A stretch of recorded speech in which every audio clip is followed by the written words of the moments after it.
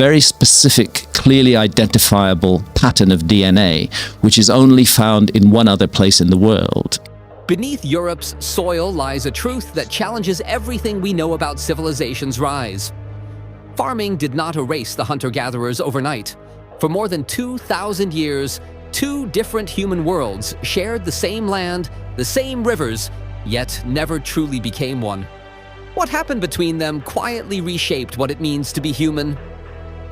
To understand the weight of this encounter, we must look past the stone tools and the pottery shards to peer into the very marrow of the people who lived it. For a long time, historians viewed the transition from the Mesolithic to the Neolithic as a sudden revolution.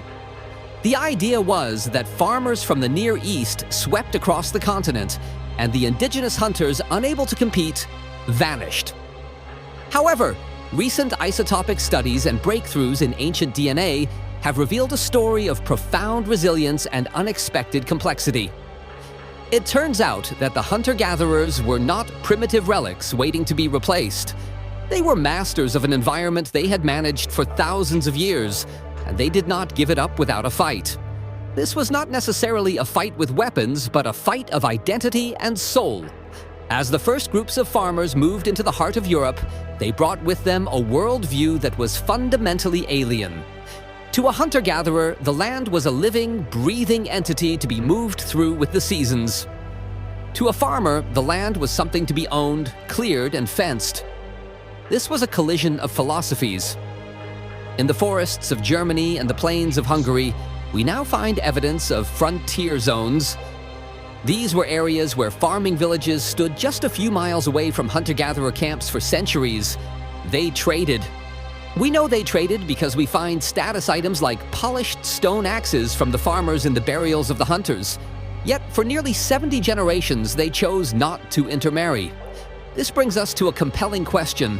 Why would two groups of people live so close for so long without merging? The answer lies in the social boundaries they constructed.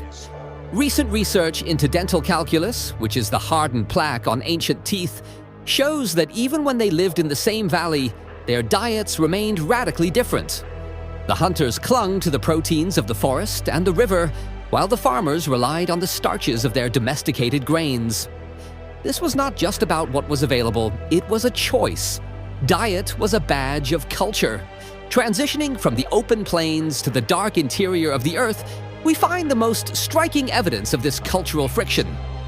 In the caves of the Mediterranean and Western Europe, the art began to change. For tens of thousands of years, cave art was dominated by the majestic fauna of the Ice Age, such as mammoths, lions, and bison. But as the farmers arrived, the humans in the paintings grew larger and more frequent. In the Levant of eastern Spain, we see scenes that look like snapshots of a world in crisis. Groups of archers are depicted in choreographed battles. These are no longer hunting scenes. These are records of human conflict. Archaeologists now suggest these might represent territorial anxiety, the visual manifestation of a people seeing their traditional hunting grounds being carved up into wheat fields. Furthermore, the technology of the era reveals a fascinating knowledge exchange that was not one-sided. We used to think the farmers brought all the innovations, but recent analysis of ancient toolkits shows that in some regions, the farmers actually adopted the superior fishing and trapping technologies of the local hunters. In the Baltic, this interaction took an even stranger turn. The indigenous groups there looked at the farmers' way of life, took their pottery designs, but rejected their agriculture entirely. They used the new technology of ceramics to better store their old food sources like seal oil and forest berries. This was a selective revolution. They were taking the tools of the future to preserve the lifestyle of the past. But what happened when the pressure became too much? The genetic record shows that the eventual merging of these two worlds was not a smooth blending. In many parts of Europe, there was a resurgence of hunter-gatherer DNA several centuries after the first farmers arrived.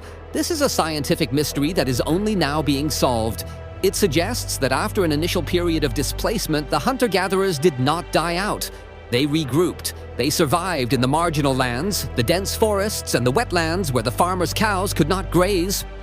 Eventually, as the farming populations grew and their own social structures perhaps began to fray, the two groups finally began to integrate. But this was not the extinction of the hunter-gatherer. It was a long-delayed partnership. The complexity of this era is also visible in the way they treated their dead. In shared landscapes, we see hybrid burials. A person might be buried with the ornaments of a hunter, but in the crouched position typical of the early farmers. Or they might be buried in a communal farmer tomb, but with a diet that isotopic analysis shows was almost entirely composed of wild game. These individuals are the bridge builders. They represent the moment when the frontier between these two ways of life finally began to dissolve. New research into environmental DNA from the floors of these caves and settlements is giving us an even more granular look. We can now detect the presence of specific plants and animals that were being moved across the landscape. We see that the arrival of farming caused a massive biodiversity shock. As forests were cleared for pastures, the ancient migratory routes of deer and boar were severed. For the hunter-gatherers, this was an ecological catastrophe. Their supermarket was being demolished. This helps explain why they moved deeper into the caves, turning these spaces into ritual strongholds where they could maintain their connection to the animal spirits that were disappearing from the surface. In these deep chambers, we find evidence of ritual closure. In several significant sites, the entrances were deliberately blocked with massive stones and debris, not to keep someone out, but to seal the space after a final ceremony. Some researchers believe these closures marked the end of an era. It was the moment a community finally walked away from their ancestral foraging life and committed to the new world of the village. It was a funeral for a way of being.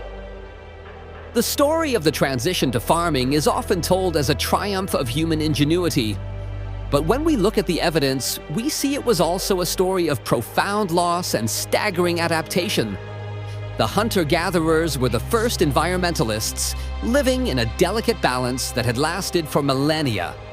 The farmers were the first engineers, reshaping the world to suit their needs. We are the children of both. Our DNA is a map of this ancient negotiation.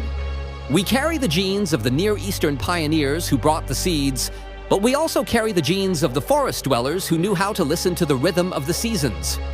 By re-examining this period, we realize that the simpler time of prehistory was anything but simple. It was a period of intense social experimentation, of cultural bravery, and of long-term coexistence that we are only just beginning to map. The caves still hold many of these secrets, their walls acting as a silent archive of the moment our ancestors decided what kind of world they wanted to build. As we continue to sequence ancient genomes and apply new imaging technologies to the faded ochre on cave walls, the story only gets deeper. It reminds us that humanity has always been defined by how we meet the other, whether through conflict, trade, or the eventual inevitable blending of our lives. The deeper we dig, the more we find that the transition was not a single wave but a series of ripples. In Northern Europe, specifically around the Ertebol culture, the resistance lasted even longer. These groups were so successful at harvesting the sea that they saw no need for the back-breaking labor of the plow. For over 1,000 years, they traded furs for grain, essentially using the farmers as a specialized resource while maintaining their own freedom. It was a sophisticated geopolitical arrangement that lasted longer than most modern nations. This challenges our entire concept of progress. If a society chooses not to adopt a new technology because their current way of life is more stable, is that a failure or a success?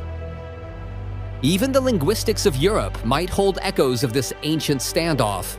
Some linguists argue that certain words in European languages, particularly those related to the local landscape and sea life, do not come from the Indo-European tongues of the farmers, but are remnants of the lost languages of the hunters. We are literally speaking their history every time we name certain trees or fish. This continuity is a testament to the fact that while the farmers may have provided the new foundation of society, the hunters provided the soul. In the high mountains of the Alps, the story takes another turn. Recent discoveries of high-altitude camps show that hunter-gatherers used the rugged terrain as a natural fortress. From these heights, they could observe the farming settlements in the valleys below. It must have been a strange sight for them to see the smoke from permanent hearths and the strange, squared-off shapes of the first houses. The mountains became a sanctuary for a culture that refused to be fenced in. Yet, even there, we find the telltale signs of exchange: a piece of flint from a distant valley, a bead made from a Mediterranean shell. The world was shrinking, but the connections were growing. As we look to the future, the lessons of this ancient meeting become more relevant.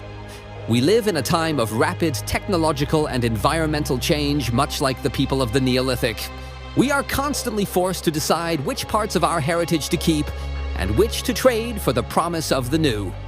The hunter-gatherers of Europe show us that it is possible to maintain identity even in the face of overwhelming change. They show us that resistance is not just about saying no, but about finding a way to integrate the new on your own terms. The final chapter of this story is not one of disappearance, but of transformation. When the two groups finally fully merged, they created something entirely new. The resulting European populations were more resilient, possessing a genetic toolkit that combined the disease resistance of the crowded farming villages with the physical robustness of the hunters.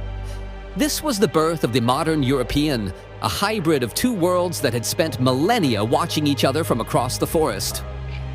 The story of the first meeting is a reminder that we are at our strongest when we finally find a way to bridge the gaps between our different ways of living. Looking back, the cave paintings that depict human conflict are not just warnings. They are witnesses. They tell us that the birth of the modern world was painful and contested. They remind us that every step forward involves leaving something behind. But more than that, the enduring presence of hunter-gatherer DNA in every one of us proves that they never truly left.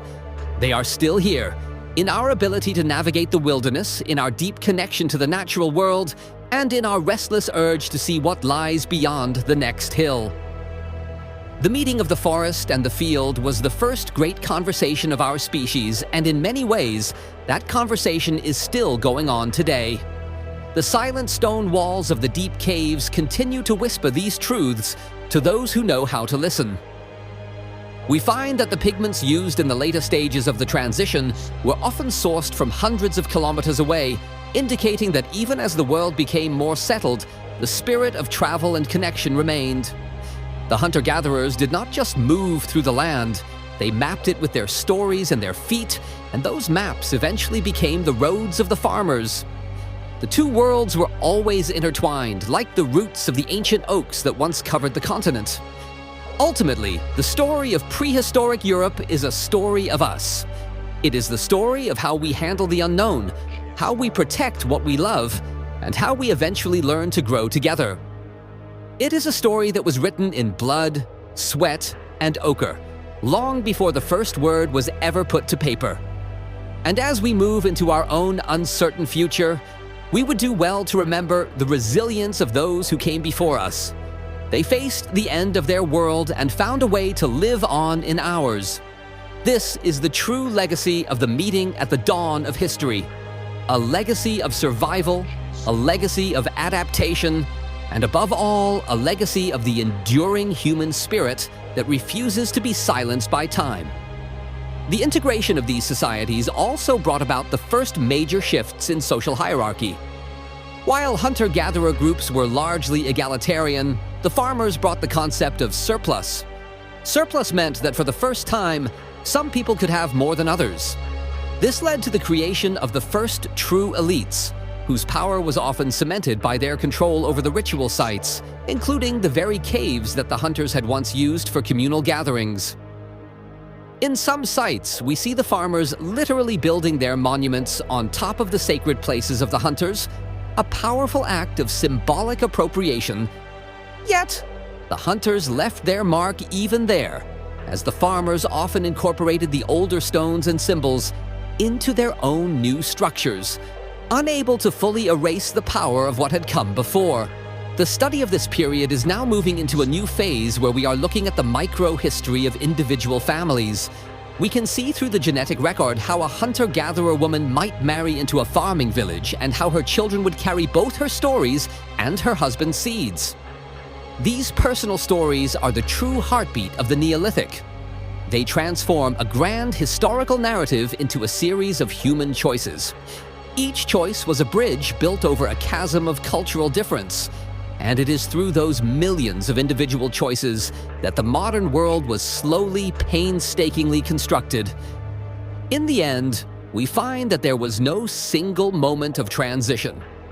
There was only a long, flickering twilight where the old world and the new world overlapped. In that twilight, humanity learned how to be something more than it had been. We learned how to balance the stability of the hearth with the freedom of the hunt. This balance is what allowed us to eventually build the cities and create the writing and define the borders that characterize our world today. But if we look closely, we can still see the shadows of the forest in the corners of our cities, and we can still hear the call of the wild in the silent spaces of our souls. The meeting was not the end of the story. It was just the beginning. The journey through this ancient landscape teaches us that we are never truly finished evolving. Every encounter with a new idea or a new people is an opportunity to redefine ourselves. The people of the Neolithic did not know they were creating a new era. They were just trying to survive and find a sense of belonging in a changing world. Their success is our existence. Their struggle is our heritage. As we walk the fields of modern Europe, we are walking on the bones of two worlds that learned to become one. The echoes of their meeting are all around us, waiting to be heard. We just have to be willing to look into the darkness and find the light they left behind. As we walk the fields of modern Europe, we are walking on the bones of two worlds that learned to become one. The echoes of their meeting are all around us, waiting to be heard. Would you like me to explore the specific details of the resurgence period, where hunter-gatherer DNA actually became more dominant in certain European populations centuries after the farmers arrived?